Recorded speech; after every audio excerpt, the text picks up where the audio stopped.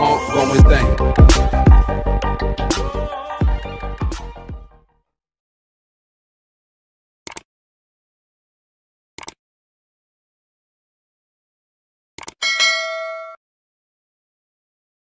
Assalamualaikum warahmatullahi wabarakatuh. Kembali lagi di YouTube channel aku, Ita Murtasia.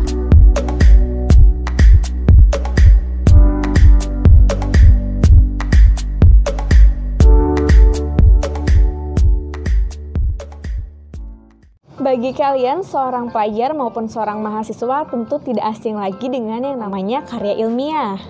Karya ilmiah memang identik dengan kegiatan pembelajaran tingkat sekolah maupun perguruan tinggi. Dalam menyusun sebuah karya ilmiah bukan hanya saja tentang tekniknya, yang harus diperhatikan juga tentu tentang susunan dan penggunaan bahasanya yang baik dan benar. Ada berbagai jenis karya ilmiah seperti makalah, jurnal, skripsi, tesis, disertasi, dan banyak lagi. Nah, buat kalian yang masih asing dengan karya ilmiah, yuk simak penjelasan lebih lengkapnya di video berikut ini. Apa itu karya ilmiah?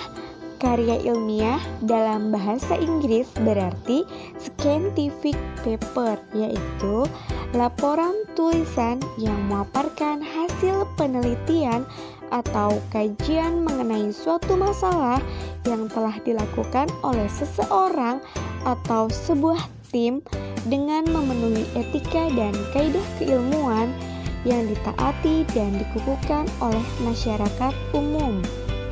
Menurut Kamus Besar Bahasa Indonesia atau yang biasa disebut dengan KBBI, karya ilmiah merupakan karya tulis yang dibuat menggunakan prinsip-prinsip ilmiah dan berdasarkan fakta, bisa melalui observasi, eksperimen, dan kajian pustaka. Karya ilmiah berfungsi sebagai sarana untuk mengembangkan ilmu pengetahuan dan teknologi. Fungsi karya ilmiah bisa untuk penjelasan, prediksi, atau pengawasan. Tujuan karya ilmiah: 1. Untuk melatih hasil penelitian dalam bentuk karya ilmiah yang sistematis dan metodologis. 2. Diharapkan dapat menjadi transformasi pengetahuan antara sekolah dan masyarakat. 3. Untuk membuktikan pengetahuan serta potensi ilmiah yang dimiliki oleh penulis. 4. Dapat melatih keterampilan dasar dalam melakukan penelitian. Jenis-jenis karya ilmiah dapat berupa artikel atau jurnal, makalah, kemudian dalam bidang perguruan tinggi ada skripsi, yaitu untuk jenjang sarjana atau S1, lalu ada tesis, yaitu untuk jenjang S2, dan untuk jenjang S3 yaitu disertasi.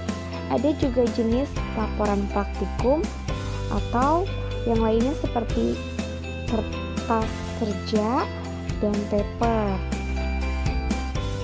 Ciri-ciri karakteristik yang membedakan karya ilmiah dengan non-ilmiah menurut Tatang tahun 2006 halaman 1. Yang pertama, karya ilmiah menggunakan bahasa yang baku, artinya bahasa yang baik dan benar. Lalu yang kedua, harus bersifat objektif atau fakta. Yang ketiga, memiliki struktur yang lengkap. 4. Berdasarkan fakta, bisa berupa hasil penelitian, kajian literatur, atau pemikiran. Dan yang terakhir adalah cirinya dalam bidang ilmu tertentu. Bentuk penyajian karya ilmiah terdiri menjadi 3 bagian. Yang pertama ada bentuk populer, yang kedua bentuk semi formal, dan yang terakhir bentuk formal. Bentuk populer memiliki ciri-ciri: 1. Menggunakan kalimat-kalimat yang sederhana. 2. Ragam bahasanya bersifat santai, menarik, dan mudah dipahami. Dan ciri yang ketiga dapat dijumpai di media massa seperti koran atau majalah. Selanjutnya bentuk semiformal, yaitu terdiri atas halaman judul, kata pengantar, daftar isi, pendahuluan, pembahasan, simpulan, dan daftar pustaka. Nah, bentuk semiformal ini dapat dijumpai dalam berbagai jenis makalah atau laporan. Bentuk formal ini memiliki susunan sistematis yang lengkap. Ada bagian awal, bagian isi, dan bagian penutup. Pada bagian awal terdiri dari halaman judul, kata pengantar, daftar isi, dan daftar gambar atau tabel. Pada bagian isi terdiri dari beberapa bab. Yang pertama ada bab pendahuluan, dan itu terinci lagi, ada latar belakang, batasan masalah, rumusan masalah, tujuan, dan manfaat.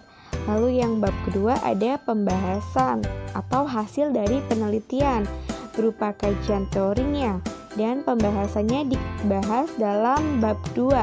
Kemudian yang ketiga ada bagian bab penutup, yaitu berisi simpulan atau rekomendasi atau saran. Dan di bagian akhir itu ada daftar pustaka dan lampiran atau berkas-berkas pendukung lainnya. Nah, ini dia yang tadi dibahas pada bentuk formal karya ilmiah. Strukturnya terdiri dari 3 bagian, ada pendahuluan, inti pembahasan, dan penutup.